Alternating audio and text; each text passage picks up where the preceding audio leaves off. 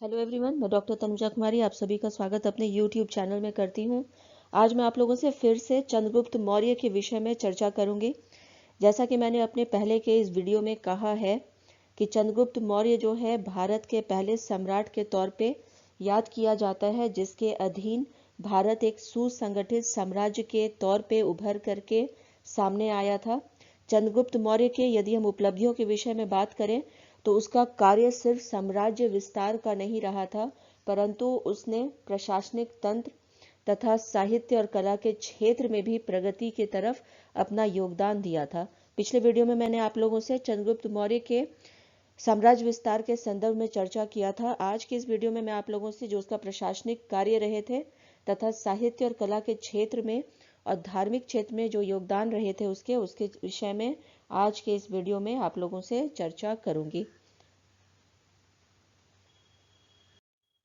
यदि हम चंद्रगुप्त मौर्य के विषय में बात करते हैं तो मौर्य साम्राज्य भारत का पहला हम कह सकते हैं कि एम्पायर रहा था, जिसके अधीन चंद्रगुप्त मौर्य के कारण ही भारत में पहला साम्राज्य का स्थापना भी हो पाया था। और साथ ही साथ भारत में पहली बार हम कह सकते हैं कि संपूर्ण भारत को एक सूत्र में बांधने का कार्य और साथ ही साथ प्रशासनिक तंत्र को स्थापित करने का कार्य किया गया था। यहाँ पे यह कहना गलत नहीं होगा कि जो केंद्रीकृत प्रशासनिक प्रणाली होती है उसकी सभी विशेषताएं जो हैं वह हमें चंद्रगुप्त मौर्य के शासन के अधीन देखने को मिलता है। और जितने भी उसके योगदान रहे थे सामाजिक, धार्मिक, कला और साहित्य के क्षेत्र में, उसके विषय में भी आप लोग से आज के इस वीडियो में चर्चा करूंगी। यदि हम बात करते हैं चंद्रगुप्त मौर्य के प्रशासनिक प्रणाली के संदर्भ में तो यहाँ पे सबसे पहले हम कह सकते हैं कि जो उसका स्पेशलिटीज रहा था प्रशासनिक तंत्र का, उसमें centralised administration, developed ministry, proper judicial system, efficient city administration और means of development of city administration, agriculture, industry, trade, commerce and also the communication and welfare of the people. इसी के अधीन हम इसके विषय में यदि बात करें प्रशासनिक कार्यों के विषय में तो हम ये देखते हैं कि हमें जो है प्रशासनिक कार्य जितने भी किए गए थे चंद्रगुप्त मौर्य के अधीन, हमें इसकी जानकारी कौटिल्य के अर्थशास्त्र तथा मेगास्थनीज के इंडिका से प्राप्त होती है। यहाँ पे हम कह सकते हैं कि जो प्रशासनिक तंत्र रहा था चंद्रगुप्त मौर्य के अधीन, उसके सबसे बड़ी जो विशेषता रही थी वो केंद्रीकृत प्रशासनिक प्रणाली रही थी, या फिर यहाँ पे ये भी कहा जा सकता है कि केंद्रीय शासन एक बहुत बड़ी विशेषता चंद्रगुप्त मौर्य के शासन की रही थी, जिसमें सम्राट का जो स्थान था वो सर्वोपरि होता था। जितने भी हम कह सकते हैं कि जो कार्य थे सैनिक, न्यायिक और विधायी, सभी शक्तियां सम्राट में ही निहित होती थी। हालांकि हमें पे ये जानकारी मिलती है कि सम्राट को जो है परामर्श देने के लिए एक मंत्री परिषद हुआ करता था, जिसका कार्य ही होता था सम्राट को मदद पहुंचाना और साथ ही साथ विचार विमर्श करना। केंद्र को या हम कह सकते हैं प्रशासनिक तंत्र को चलाने के लिए इसे 18 विभागों में विभाजित किया गया था और इन विभागों को हम तीर्थ के नाम से जानते हैं। और जितने भी ये तीर्थ थे वो मंत्रियों के अधीन रहते थे और मंत्रियों को हम अमात्य के नाम से जानते हैं। अब यहाँ पे यदि हम बात करें कि कंपटीशन के कॉन्टेक्स्ट में कि कौन कौन से तथ्य यहाँ पे इंपॉर्टेंट हो जाते हैं, तो सबसे पहला कि जो है कौटिल्य के द्वारा लिखित जो पुस्तक है उसका नाम क्या है, तो अर्थशास्त्र है। कौटिल्य को हम और किस नाम से जानते हैं, तो चाणक्य और विष्णुगुप्त। इससे रिलेटेड भी जो है क्वेश्चंस होते हैं एग्जाम में। साथ ही साथ मेगास्थनीज के द्वारा लिखित जो पुस्तक है उसका नाम क्या है, तो इंडिका। प्रशासनिक तंत्र में जो 18 विभाग होते थे उन्हें हम किस नाम से जानते हैं, इससे रिलेटेड भी क्वेश्चन होते हैं, तो इसे तीर्थ कहा जाता है। और मौर्य प्रशासन के अधीन जो मंत्री होते थे उन्हें हम किस नाम से पुकारते हैं, तो उन्हें हम अमात्य के नाम से जानते हैं। अब जिस प्रकार से हम यहाँ पे देखते हैं कि केंद्रीय प्रशासन महत्वपूर्ण रही थी चंद्रगुप्त मौर्य के शासन के अधीन, ठीक इसी प्रकार जो प्रोविंशियल एडमिनिस्ट्रेशन था या प्रांतीय प्रशासन वह भी महत्वपूर्ण रहा था।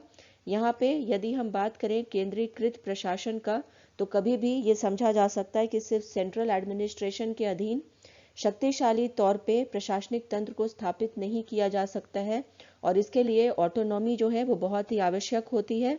और इसी कारण जो साम्राज्य था उसे प्रांतों में विभक्त करने का कार्य किया गया था, या फिर हम यहाँ पे कह सकते हैं कि जितने भी जो प्रांत रहे थे उसे जिलों में विभक्त करने का हमें जानकारी प्राप्त होता है। और ये प्रांतीय प्रशासन जो होता था वह स्थानिक और गोप नामक अधिकारियों के अधीन हुआ करता था। जो गोप नामक अधिकारी होते थे उनके अधीन 5 से 10 गांव हुआ करते थे। तो यहाँ पे ये देखा जा सकता है कि ग्रास रूट लेवल तक या जो ग्राउंड लेवल तक हम कह सकते हैं कि प्रशासनिक तंत्र को और उसकी सुविधाएं जो रही थी उसे पहुंचाने के लिए प्रांतीय प्रशासन में केंद्रीय प्रशासन को विभक्त किया गया था। अब यहाँ पे इससे रिलेटेड जितने इंपॉर्टेंट क्वेश्चंस हो सकते हैं यदि उसकी हम बात करें तो यहाँ पे इससे रिलेटेड क्वेश्चंस होता है कि जो प्रांतीय प्रशासन था वह किन अधिकारियों के अधीन होता था, या वाइस वर्सा कि गोप और स्थानिक जो है वो किस प्रशासन के अधीन अधिकारी रहे थे और इनका कार्य क्या होता था, ये पूछा जाता है एग्जाम्स में। और गोप के अधीन कितने गांव होते हैं, इससे रिलेटेड भी क्वेश्चंस होते हैं एग्जाम में। आगे यहाँ पे यदि हम बात करें तो जैसा कि मैंने अभी कहा कि केंद्रीय प्रशासन को ऑटोनॉमी प्रोवाइड करने के लिए उसे जिलों में विभक्त किया गया था और साथ ही साथ इसे ग्राम में या गांव में भी विभाजित किया गया था। और ग्राम प्रशासन भी बहुत अधिक महत्वपूर्ण हो जाता है, क्योंकि यहाँ पे ग्रास रूट लेवल पे प्रशासनिक तंत्र को पहुंचाने के लिए जो गांव थे वो महत्वपूर्ण हो जाते हैं। और जो अधिकारी जिसके अधीन गांव हुआ करता था उसे हम ग्रामिक नाम से जानते हैं। और ये जो ग्रामीण जो रहते थे प्रशासनिक तंत्र या जो इकाई था गांव का, वो सबसे छोटी इकाई के तौर पे प्रशासनिक तंत्र में रही थी, जो कि उस समय के लोग अधिकांशतः गांव में रहते थे और उनके वेलफेयर की देखरेख का जितने भी कार्य हो सकते हैं वो ग्रामीण के द्वारा ही देखा जाता था। अब यहाँ पे यदि हम बात करें प्रशासनिक तंत्र की विशेषता के संदर्भ में चंद्रगुप्त मौर्य के अधीन, तो हम ये कह सकते हैं कि आज के समय के जो म्युनिसिपल कॉरपोरेशन है या नगर पालिका उसी की तरह जो है चंद्रगुप्त मौर्य के शासन काल के समय में हमें इसकी भी जानकारी प्राप्त होती है।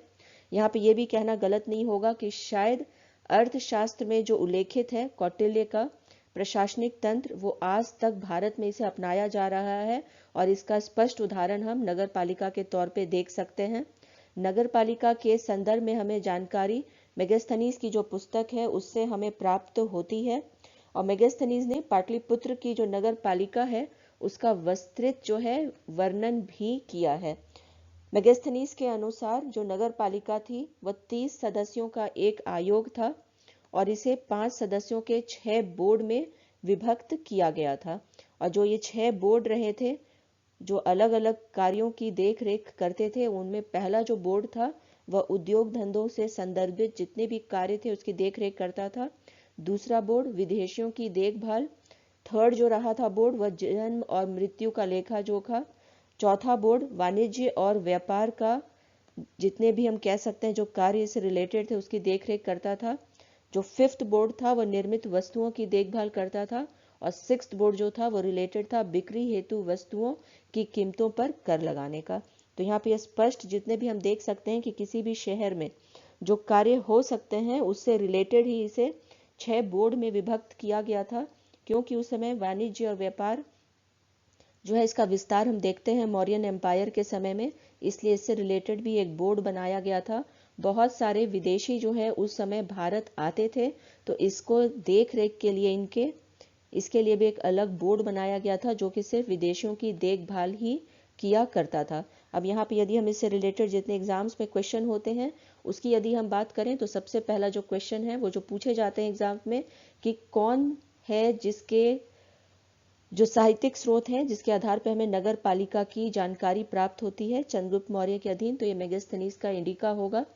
नगर पालिका का जो है वो कितने सदस्यों का आयोग था या बोर्ड रहा था, तो ये 30 सदस्यों का बोर्ड रहा था। प्रत्येक बोर्ड में कितने सदस्य होते थे, तो ये 5 सदस्यों का प्रत्येक बोर्ड हुआ करता था। कितने बोर्ड थे नगर पालिका में, इससे रिलेटेड भी क्वेश्चन होते हैं, तो ये 6 बोर्ड जो है वो हुआ करते थे नगर पालिका में।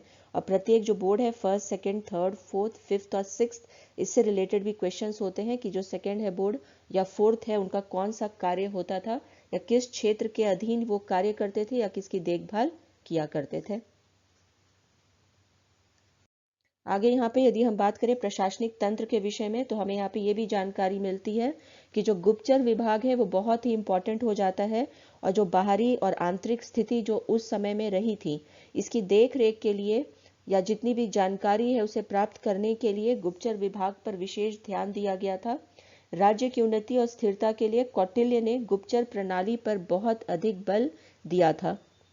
यहाँ पे हमें यह भी जानकारी मिलता है कि जो स्त्रियां थीं उन्हें भी जो है गुप्तचर की तरह बहाल किया जाता था, क्योंकि वो जो है सभी जगह समाज में होती हैं और उनके थ्रू ही हम कह सकते हैं कि जो सबसे सही जानकारी है वह सम्राट तक पहुंचता भी था।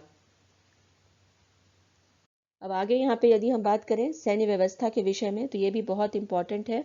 प्रशासनिक प्रणाली के संदर्भ में यदि हम बात करें तो जैसा हम जानते हैं कि चंद्रगुप्त मौर्य जो है वो लगातार साम्राज्य विस्तार के कार्य में लगा हुआ था, और इसी के कारण जो है सैन्य व्यवस्था बहुत ही इंपॉर्टेंट हो जाता है। और मेगास्थनीज के द्वारा हमें सैन्य व्यवस्था के विषय में जानकारी जो है प्राप्त होती है। हमें यहाँ पे ये भी जानकारी प्राप्त होती है मेगास्थनीज के थ्रू कि जो चंद्रगुप्त की सेना रही थी उसमें 6 लाख पैदल सैनिक, 30,000 अश्व या अश्वारोही जो है वो, 9,000 हाथी और 800 रथ उसकी सेना में रहे थे। तो इतनी बड़ी सेना की देख रेख के लिए जो है एक व्यवस्था कायम करना बहुत आवश्यक हो गया था, और इसी को ध्यान में रखते हुए नगर पालिका की तरह ही हम देखते हैं कि इसे भी बोर्ड्स में विभाजित करने का कार्य किया गया था। मेगास्थनीज के अनुसार हम यहाँ पे ये देखते हैं, जो हमें उनसे जानकारी प्राप्त होती है, उनका ये कहना है कि 5-5 सदस्यों का 6 बोर्ड का निर्माण किया गया था, जिसके अधीन अलग अलग जो है कार्य हम कह सकते हैं कि देख रेख का उन्हें जो है वहन करना होता था। जो पहला बोर्ड था वह नौसेना के रिलेटेड कार्यों की देख रेख करता था। दूसरा बोर्ड परिवहन, थर्ड जो बोर्ड था वह पैदल सेना का, फोर्थ बोर्ड घुड़सवार सेना, फिफ्थ बोर्ड जो रथ थे उनके प्रबंधन से रिलेटेड कार्य की देखरेख करता था, और सिक्स्थ बोर्ड जो है वो हाथियों के प्रबंध की देख रेख किया करता था। तो यहाँ पे हम ये देख सकते हैं कि सैन्य व्यवस्था को सुचारू रूप से चलाने के लिए इसे 6 बोर्ड्स में विभक्त किया गया था, और प्रत्येक बोर्ड के अधीन जो कौन कौन से कार्य होंगे इसे भी क्लियरली स्पष्ट करने का कार्य किया गया था। अब यहाँ पे यदि हम बात करें इससे रिलेटेड क्वेश्चंस के लिए कि एग्जाम में कौन कौन से इंपॉर्टेंट हो जाते हैं, तो सबसे पहला कि किसके थ्रू हमें जानकारी मिलती है चंद्रगुप्त मौर्य के सैन्य व्यवस्था के संदर्भ में, तो इसका आंसर यहाँ पे मेगास्थनीज होगा। इसकी सेना में कितना बड़ा उसका सेना रहा था चंद्रगुप्त मौर्य का, या स्ट्रेंथ उसका क्या रहा था, इसके संदर्भ में भी क्वेश्चंस एग्जाम में होते हैं। और स्पेशली यहाँ पे कि कितना उसका जो है रहा था ये पैदल सैनिकों की संख्या, तो ये 6 लाख रहा था। रथों की संख्या के संदर्भ में भी हम देखते हैं कि क्वेश्चंस होते हैं कि कितने रथ जो है वो चंद्रगुप्त मौर्य के सेना के अधीन हुआ करते थे। बोर्ड जो है यहाँ पे बोर्ड से रिलेटेड जो 6 बोर्ड्स हैं और कितने सदस्य थे प्रत्येक बोर्ड में, इससे रिलेटेड भी क्वेश्चंस एग्जाम में होते हैं। तो यहाँ पे जो 6 बोर्ड्स हैं तथा उसके कौन से कार्य थे प्रत्येक बोर्ड के, इसके संदर्भ में भी जो उसके कार्य थे एग्जाम्स के कॉन्टेक्स्ट में इंपॉर्टेंट हो जाते हैं। अब यहाँ पे यदि हम बात करें साम्राज्य निर्माण के विषय में, तो राजस्व व्यवस्था भी बहुत अधिक इम्पोर्टेंट हो जाता है, और राजस्व पर जो है बहुत अधिक ध्यान चंद्रगुप्त मौर्य के अधीन दिया गया था। राजस्व का जो हम कह सकते हैं जो खर्च था वो मैक्सिमम सेना के वेतन, राज दरबार की देखरेख, और साथ ही साथ जो लोक हित है या वेलफेयर जितने भी कार्य होते थे उसमें ही खर्च होते थे। और जो मैक्सिमम राजस्व आता था वह भूमि कर से आता था, जो कि उपज का 1/6 भाग होता था, या 1/6 जो है उसका होता था। हमें एक अलग से जो है कर के विषय में भी जो जानकारी मिलती है वह बलि के विषय में भी मिलती है। साथ ही साथ एक अन्य कर है जिसे हम रज्जू के नाम से जानते हैं, इसके विषय में भी हमें जानकारी मिलती है। रज्जू जो कर था वह खेत के जब नपाई होती थी भूमि का, उसी समय ये कर का निर्धारण कर लिया जाता था। तो यहाँ पे देखा जा सकता है कि जो राजस्व का मुख्य जो स्रोत रहा था वह यहाँ पे भूमि कर से ही रिलेटेड रहा था, और इससे रिलेटेड भी क्वेश्चंस होते हैं एग्जाम में कि भूमि कर जो है उसका कितना भाग लिया जाता था कर के रूप में, तो ये 1/6 भाग था। और बलि तथा रज्जू से रिलेटेड भी जो है क्वेश्चंस एग्जाम्स में होते हैं। अब आगे यहाँ पे यदि हम बात करें न्यायिक व्यवस्था के विषय में, तो ये कहा जा सकता है कि जो न्यायिक व्यवस्था थी वह काफ़ी सुनियोजित रही थी, तथा साथ ही साथ हमें ये भी जानकारी मिलती है कि उस समय जो पाटलिपुत्र है वह केंद्र रहा था न्यायिक व्यवस्था का, क्योंकि यहाँ पे जितने भी मामले जो थे, यदि उसका निपटारा जो है नीचे जो लेवल्स होते थे गांव का और जिला का, यदि वहाँ पे उसका निपटारा नहीं हो पाता था तो इसका जो है निपटारा हम देखते हैं कि वह पाटलिपुत्र के न्यायालय में होता था। साथ ही साथ हमें ये भी जानकारी मिलती है कि जो दंड व्यवस्था थी वो काफ़ी कठोर थी और अंग भंग की भी सजा उस समय में दी जाती थी। यहाँ पे हमें ये भी जानकारी मिलती है कि जो न्यायालय हैं वो दो प्रकार के होते थे, पहला कंटक शोधन और दूसरा धर्मस्थीय। ये दोनों ही अलग अलग तरीके के जो है कार्यों की देख रेख किया करते थे। इनमें जो कंटक शोधन था ये फौजदारी मामलों की देख रेख किया करते थे और जो धर्मस्थीय न्यायालय थे वो दीवानी मामलों की देख रेख किया करते थे। तो यहाँ पे ये सुस्पष्ट हो जाता है कि जो है न्यायिक व्यवस्था को भी सुचारू रूप से चलाने के लिए जो न्यायालय है उसे भी दो पार्ट्स में या दो तरीके का न्यायालयों का स्थापना किया गया था, जिनमें कि जो फौजदारी मामलों की देखरेख के लिए कंटक शोधन और दूसरा दीवानी मामलों के लिए धर्मस्थीय का स्थापना किया गया था। और केंद्र कहाँ था न्यायिक व्यवस्था का, तो वो पाटलिपुत्र रहा था।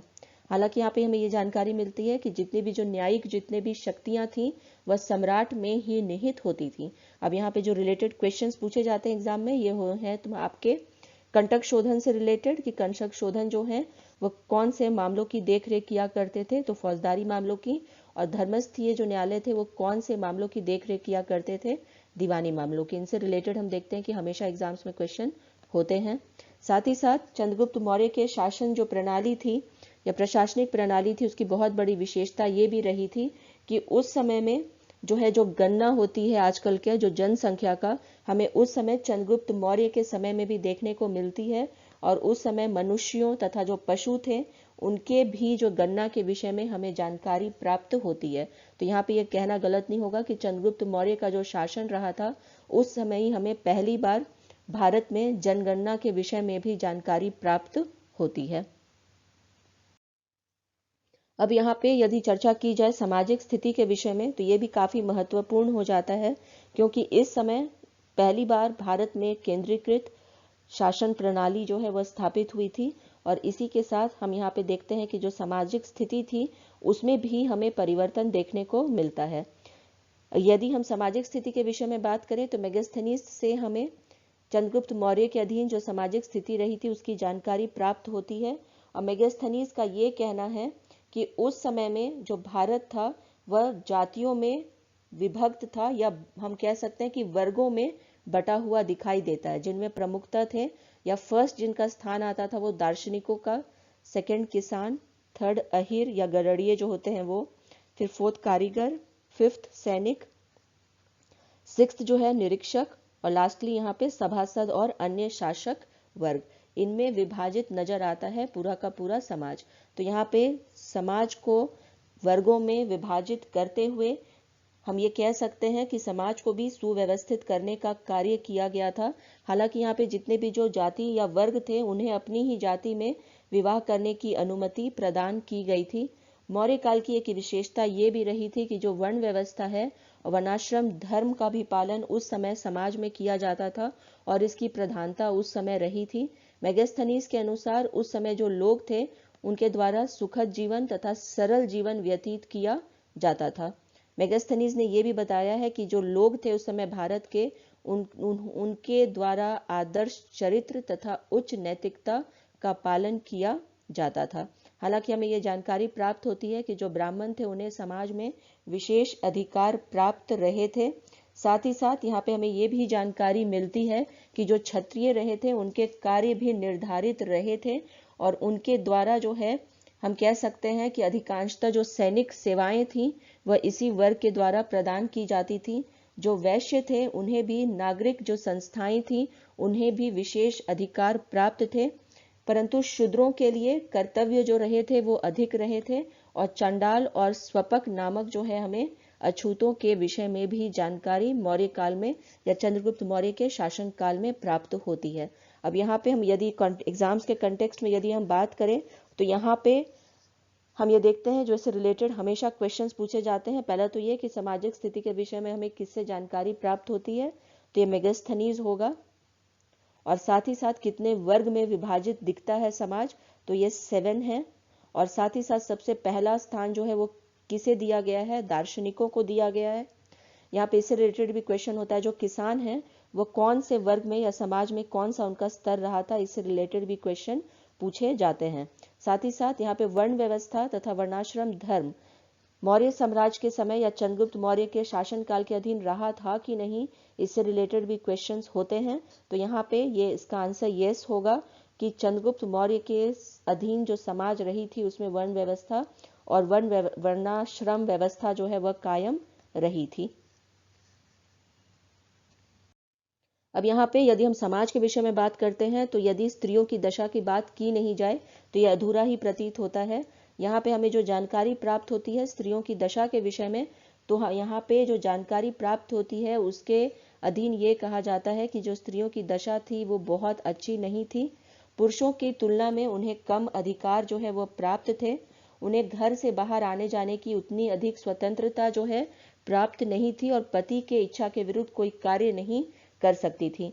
हालांकि हमें यह भी जानकारी मिलती है कि जिस प्रकार से वैदिक काल में हम देखते हैं कि बहुत सारी जो महिलाएं हैं वो आजीवन सिर्फ जो है अध्ययन अध्यापन और धर्म ग्रंथों के अध्ययन में अपने जीवन को व्यतीत करती थी, ठीक इसी प्रकार से मौर्य काल के समय या चंद्रगुप्त मौर्य के शासन काल के अधीन जो है ऐसी महिलाओं का भी हमें उदाहरण दिखता है जिन्हें हम ब्रह्मवादिन के नाम से जानते हैं।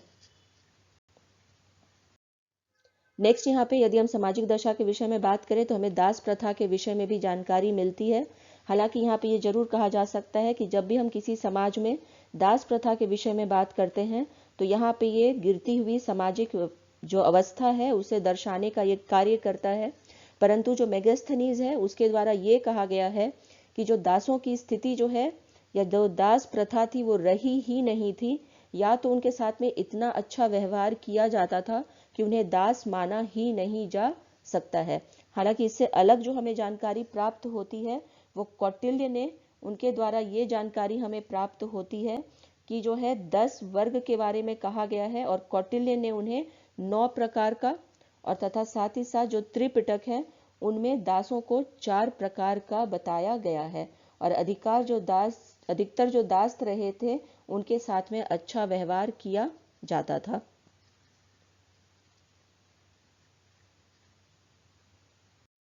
चंद्रगुप्त मौर्य के अधीन हम जब सामाजिक व्यवस्था के विषय में बात करते हैं तो यहाँ पे हमें धार्मिक स्थिति के विषय में भी चर्चा करनी होगी, क्योंकि हम जानते हैं कि समाज का जो है अभिन्न अंग धार्मिक जो उस समय की स्थिति होती है वह भी होता है। और जब इसके विषय में हम चर्चा करते हैं तो हम ये देखते हैं कि उस समय समाज में वैदिक धर्म, बौद्ध धर्म तथा जैन धर्म लोगों के द्वारा अपनाया गया था। तीनों ही धर्मों के विषय में हमें जानकारी मिलती है कि इन्हें किसी भी प्रकार से रोका नहीं जाता था और कोई किसी भी व्यक्ति के द्वारा किसी भी धर्म को अपनाया जा सकता था।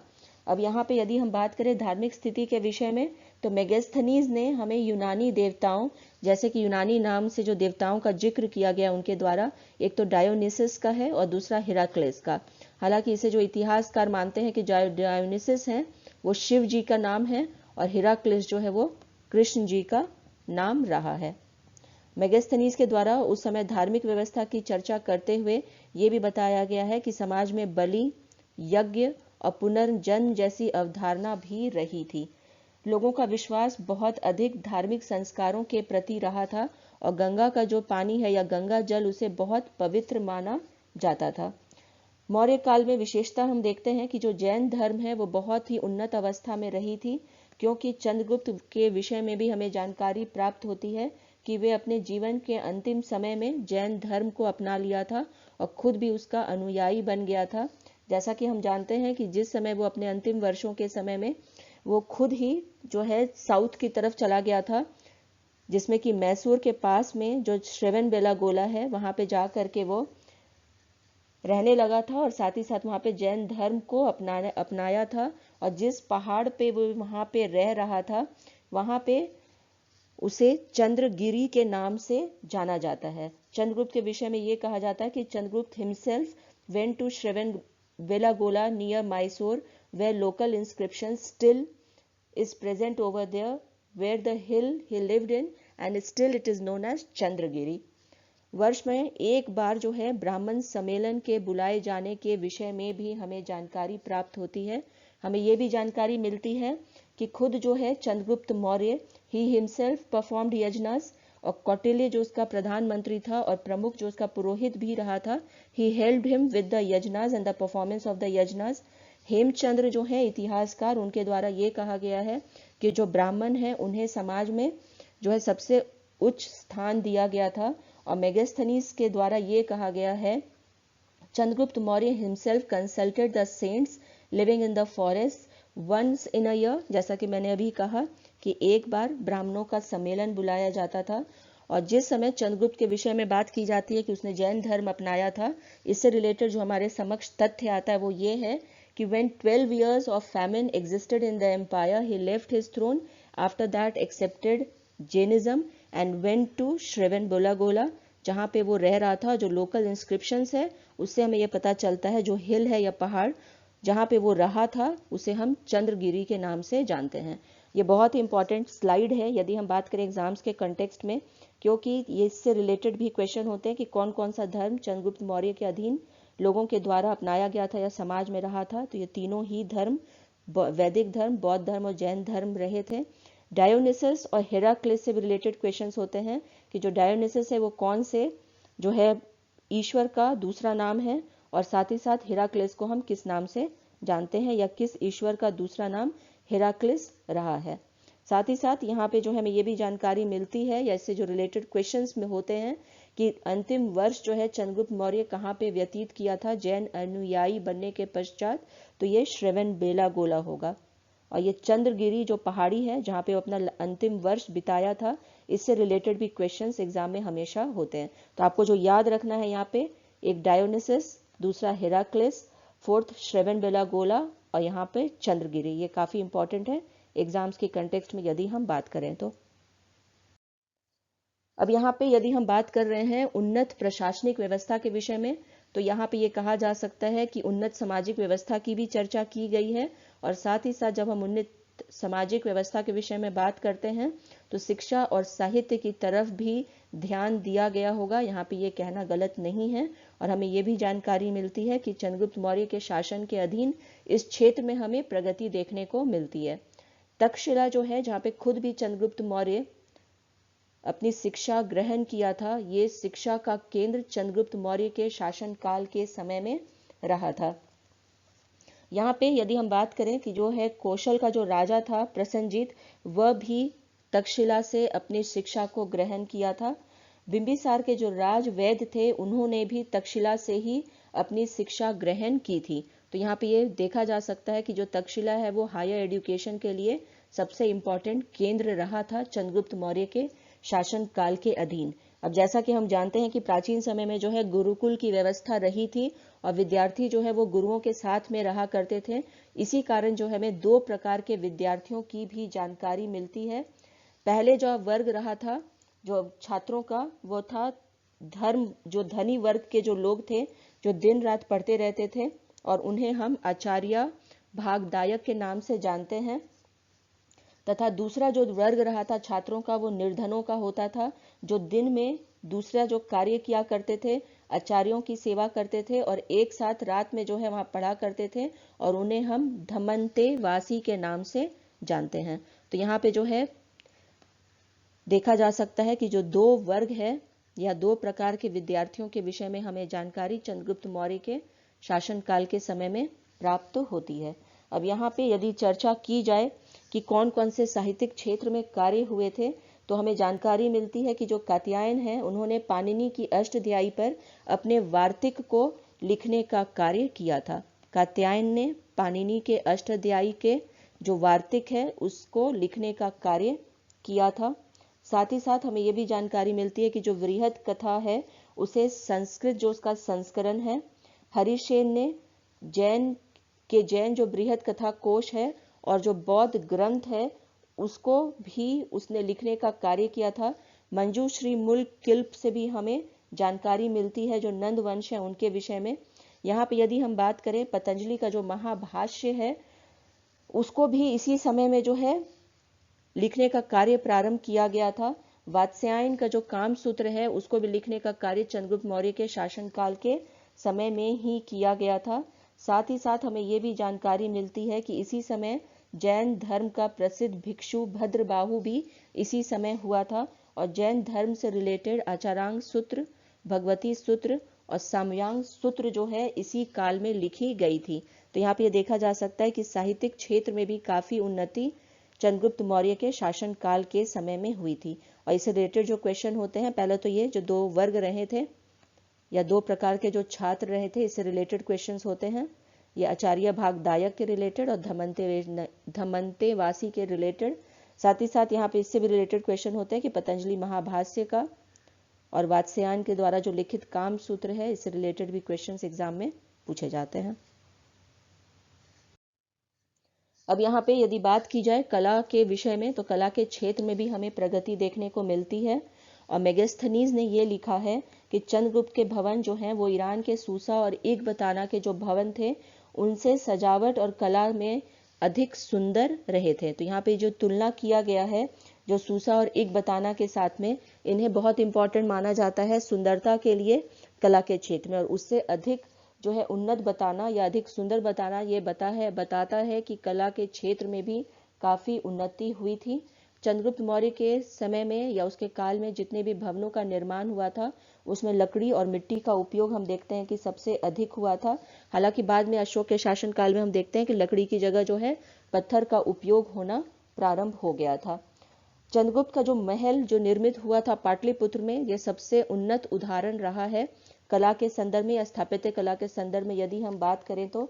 और इसका जो हम कह सकते हैं कि तारीफ जो है या वर्णन मेगास्थनीज, एरियन और स्ट्रेबो, इन तीनों के द्वारा ही किया गया है। सबसे बड़ी विशेषता जो चंद्रगुप्त के महल की रही थी ये था कि इसमें बहुत अधिक हमें नक्काशी देखने को मिलता है और साथ ही साथ जो है लकड़ी के उपयोग से इस महल का निर्माण हुआ था। इस महल के निर्माण की एक विशेषता ये भी रही थी कि इसके चारों तरफ से एक गड्ढा कोड़ा हुआ था जिसमें कि पानी भर के रखा जाता था सुरक्षा की दृष्टि से, कि किसी भी समय में जब आक्रमण हो तो उस समय आक्रमणकारी जो है वो बहुत आसानी से महल तक नहीं पहुंच सके। इसके विषय में यदि और अधिक हम बात करें तो जब चंद्रगुप्त का महल था उसमें 570 बुर्ज रहे थे और 64 प्रवेश द्वार रहे थे। जो इसके दीवारें थी वो लकड़ी से बनवाई गई थी और इसके जो अवशेष हैं अभी भी जो पटना है या पाटलिपुत्र उसके समीप में कुमराहर के पास में इसके अवशेष जो हैं वो अभी भी हमें देखने को मिलती हैं। यहाँ पे हमें जो फायहान है उनके द्वारा भी इसके विषय में जो जानकारी दी गई है जो चंद्रगुप्त मौर्य का महल था उसके विषय में, और उसने भी इसका वर्णन अपने जो लेखन कार्य है उसमें किया है। यहाँ पे यदि बात की जाए कला के विषय में और अधिक तो हम देखते हैं कि जो है मूर्ति कला के क्षेत्र में भी काफी प्रगति उस समय में हुई थी। जितनी भी मूर्ति कला है उसमें सबसे अधिक हम देखते हैं कि मनुष्य, यक्ष यक्षिणियों, देवी देवता, पशु पक्षी, लताएं और पुष्प, इनका सबसे अधिक हम देखते हैं कि अलंकरण मूर्तियों में किया गया है। अब यहाँ पे कौन कौन सी मूर्तियां जो प्राप्त हुई हैं इस काल के विषय में यदि हम बात करें तो इसमें सबसे महत्वपूर्ण हो जाता है दीदारगंज से जो स्त्री की आकृति प्राप्त हुई है, परखम से यक्ष की जो मूर्ति प्राप्त हुई है, बेसनगर से यक्षिणी तथा दीदारगंज से जो स्त्री की आकृति है, ये काफी इंपॉर्टेंट हो जाते हैं यदि हम मूर्ति कला के विषय में बात करें। इस काल में हमें ये भी जानकारी मिलती है कि जो स्तंभ और गुफाएं थे इनके जो बनाने की जो कला है उसमें भी हमें काफी उन्नति देखने को मिलती है। तो यहाँ पे ये कहा जा सकता है कि मूर्ति कला के क्षेत्र में भी काफी उन्नति चंद्रगुप्त मौर्य के शासनकाल के समय में हुआ था।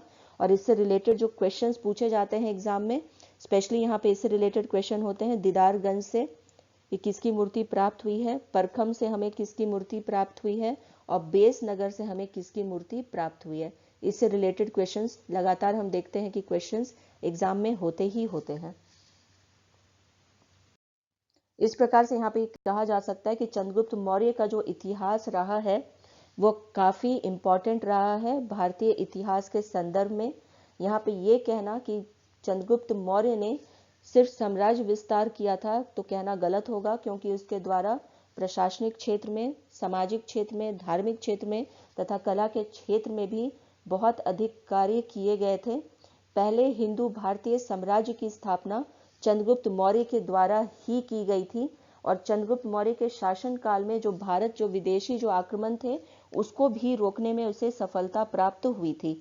सबसे बड़ी विशेषता हम कह सकते हैं कि चंद्रगुप्त मौर्य के शासन काल की वह यह रही थी कि उसके शासन काल में भारत जो है वो एकता के सूत्र में हमें बंधता हुआ दिखता है। और जैन ग्रंथों के अनुसार 300 BC में जो चंद्रगुप्त मौर्य था वो अपने राजगद्दी को छोड़ के या साम्राज्य को छोड़ करके भिक्षु बन गया था, ऐसा हमें जानकारी जैन ग्रंथों से प्राप्त होती है। माना यह जाता है कि वह जो है अपने साम्राज्य को छोड़ करके भद्रबाहु के साथ में जो समय के प्रसिद्ध जैन हम कह सकते हैं गुरु या भिक्षु रहे थे उनके साथ श्रवणबेलागोला जो कर्नाटक में अवस्थित है मैसूर के पास, वहां पे चले गए थे और वहीं पर अपने जीवन को व्यतीत भी किया था। चंद्रगिरी जो पर्वत जहाँ पे उनके विषय में साक्ष्य मिलता है वहाँ के लोकल इंस्क्रिप्शन से, उसके विषय में मैंने आप लोगों से पहले ही चर्चा किया है। और यदि उनके मृत्यु के विषय में बात की जाए तो चंद्रगुप्त मौर्य की मृत्यु जो है वह मानी जाती है कि 297 BC में हो गई थी और पूरा का पूरा जो उसका शासन काल रहा था वो 24 वर्षों का रहा था। इसी के साथ अपने इस चर्चा को यहीं पर विराम देती हूँ। यदि आप लोगों को मेरे दोनों ही वीडियोस चंद्रगुप्त मौर्य से रिलेटेड पसंद आए हों तो प्लीज़ इन्हें लाइक करें और शेयर करें तथा मेरे YouTube चैनल को सब्सक्राइब करें। जो चंद्रगुप्त मौर्य के समय में प्रशासनिक तंत्र रहा था उसे अशोक के द्वारा उसमें काफ़ी परिवर्तन भी किया गया था। और अलग से मैं जो चंद्रगुप्त मौर्य के अधीन जितने कार्य हुए थे प्रशासनिक तंत्र से रिलेटेड और अन्य शासकों के अधीन अलग से उसके रिलेटेड जो है मैं वीडियो अपने YouTube चैनल में अपलोड करूंगी। उम्मीद करती हूँ कि मैंने जितने भी वीडियोस अभी चंद्रगुप्त मौर्य से रिलेटेड अपलोड किए हैं आप सभी को पसंद आए होंगे। तो प्लीज़ इन्हें लाइक करें और शेयर करें तथा मेरे YouTube चैनल को सब्सक्राइब करें। Thank you. Stay connected.